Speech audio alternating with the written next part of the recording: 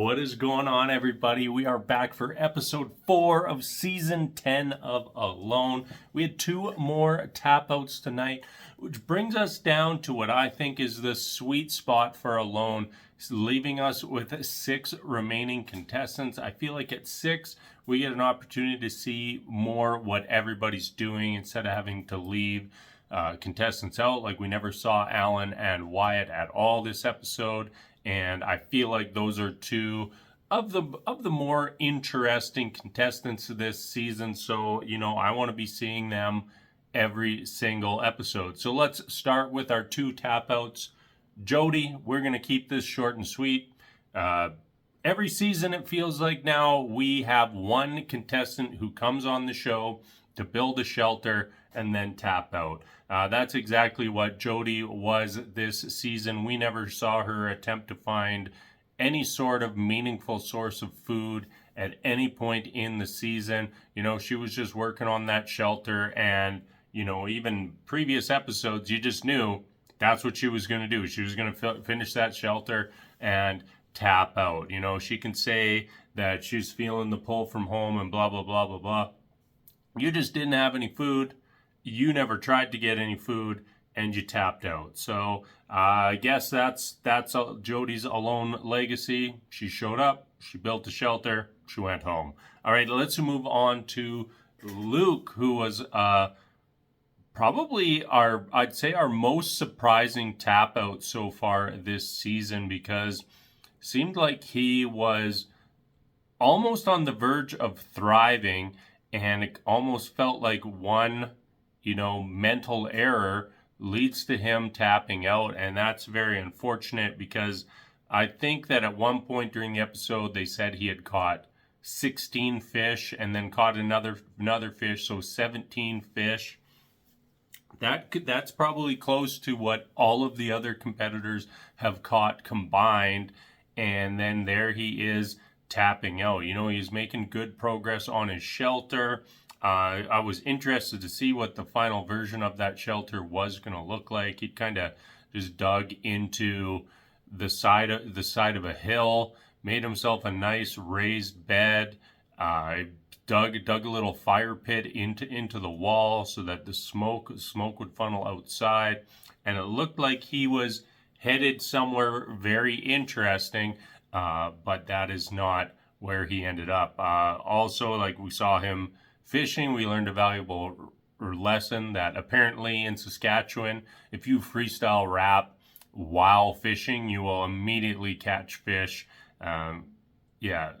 Caught 2 fish this episode.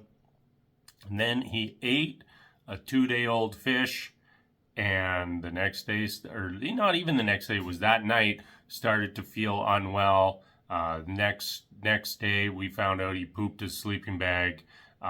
Was not feeling great, and then we see him on the beach with the radio out, about to tap out when he spots a bear. He heads off, fires a shot at the bear, fires a shot at another bear, and then kind of realizes that he'd shot at a mama bear and with a cub, which one is illegal, but 2 kind of just solidified his decision that I need to go home. He needs to see his baby and his baby's mom, and heads back to the beach and taps out. So a little sad to see Luke go. He had all the food going. He looked like he was headed in a good direction with the shelter, but that's not the way it always works in Alone. You make that mistake, you get sick, and you're done. You just can't come back from that. And, over the seasons, we have some people, struggle through some small health setbacks, but ultimately the toll that takes on you is generally just too much to leave you in a position to actually win the season. So those are our two tap outs. Let's move on to the 4 people who actually survived the episode. First up is Cade. Cade, you ain't killing a bear with a homemade arrow. It's just not happening. It's just not happening. I don't care how good of an archer you are, how good of a shot you are. You're not killing a bear with a chunk of wood and with a tin can tied to the end. It just is not happening. I think most people would have a difficult time killing a bear with ideal equipment. So yeah, your tin can just ain't doing it, and just kind of feels like he's not living in the same reality as everybody else out there, and I don't know how long he's going to last. Maybe he struggles it out a couple more episodes, but I just do not see him being a real contender this season. Let's jump over to Wyatt. He's finishing up his shelter. Looks not too bad. He couldn't really see how far he was from the water, and I think that is going to be a big factor for a lot of people. The people who have built their shelters just too close to the water, too close to the wind, are going to get punished. And I don't know if that's going to lead to people having to try to move shelters, at day 50 or something, when there's snow on the ground, or when it starts to get like actually cold, and they just can't handle being in that wind anymore. But I think that is going to be a factor for some of our contestants as we get into the colder weather. And, even on the previews, we've seen how nasty some of that wind is going to be. And it's going to be a factor for determining who is going to win this season.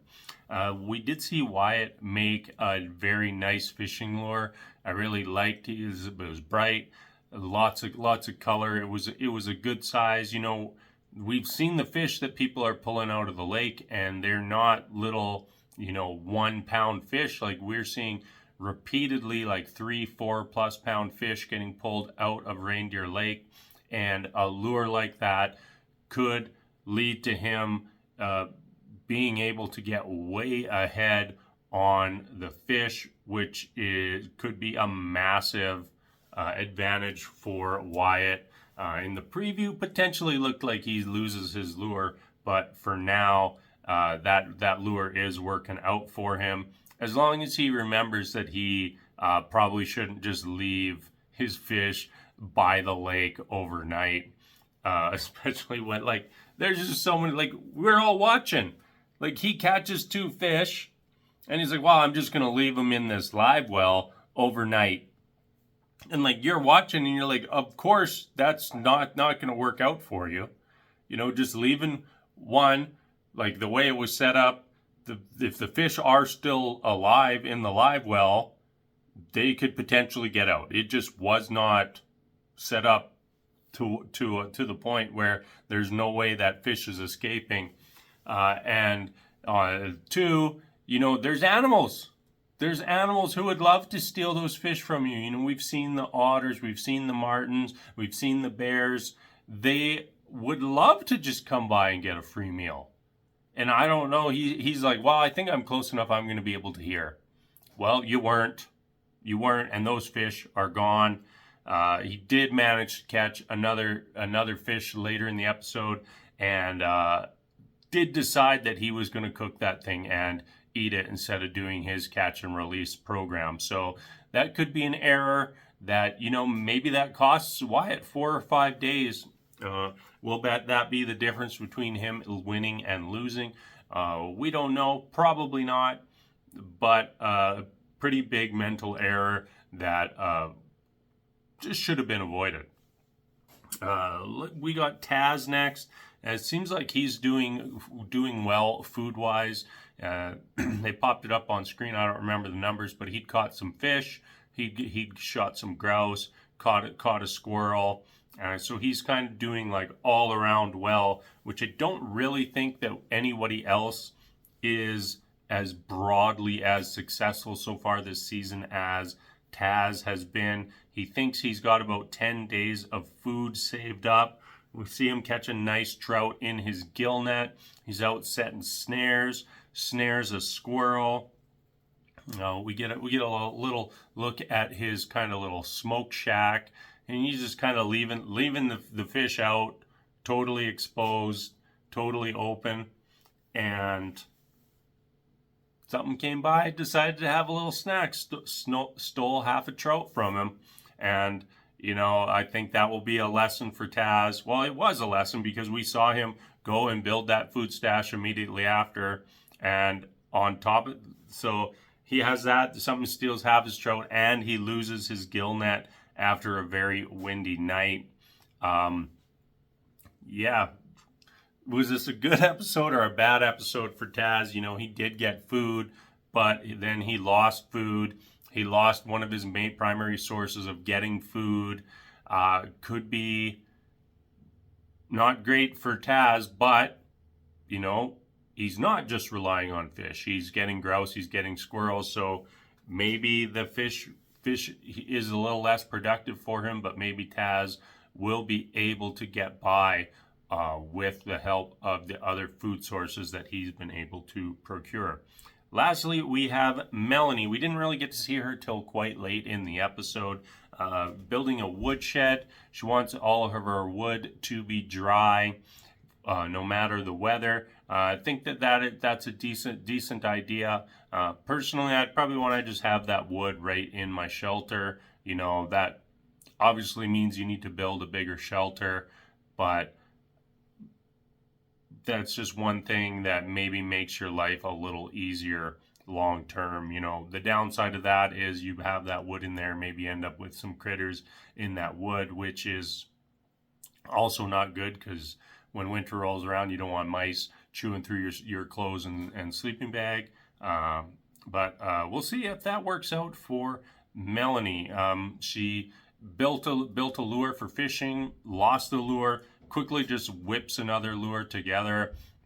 She's using some of her clothes and whatever she can find to make this lure. Seems to work. She catches a little pike and gets food for the day. So that is going to be it for this episode. Very excited to move forward from here with our final 6 contestants.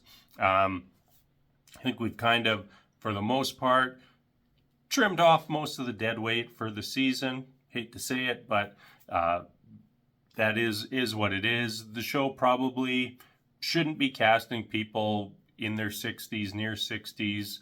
In past seasons, we've seen them cast people with health issues. Like, they just shouldn't be casting people like that.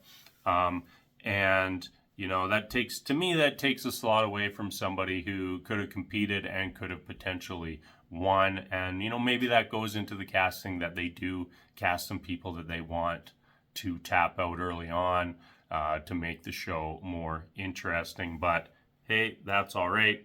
Let's move on. As always, everybody, thank you so much for watching, and until next time, we'll see you later.